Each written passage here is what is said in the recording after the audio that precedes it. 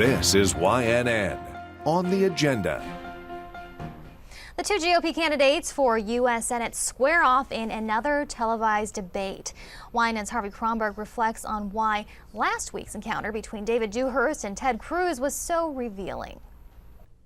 One of the tragedies for professional political observers is that we have to watch vacuous candidate debates that have been designed so that frontrunners avoid making news by actually having to say what they think. The gold standard was Rick Perry simply ducking debates with Democratic challenger Bill White over unrevealed tax returns. Sound familiar? As it turned out, Governor Perry might have fared better in his presidential run with a little more debate practice.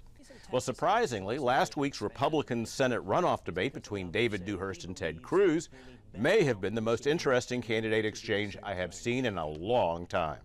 The format was stark.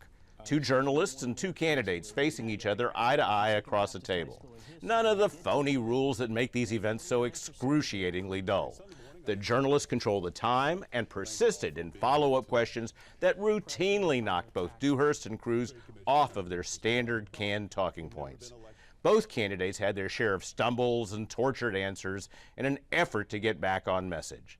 Governor Dewhurst completely bobbled explaining why his speech that included support of a guest worker program was removed from his state website. And Mr. Cruz spun off into some unsubstantiated claim that Dewhurst had invested in China. But for all the awkward moments and tortured answers, the debate said more about the two candidates than anything so far promoted by their mutually truth-challenged campaigns. Polling for this election is difficult because it's impossible to predict who will turn out.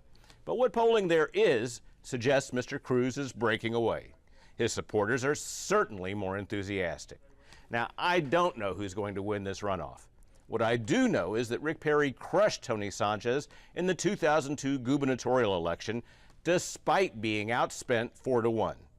Mr. Cruz may do the same. Money counts. But this is the most anti-incumbent Republican primary cycle in a generation, and in this case, money seems to be playing defense.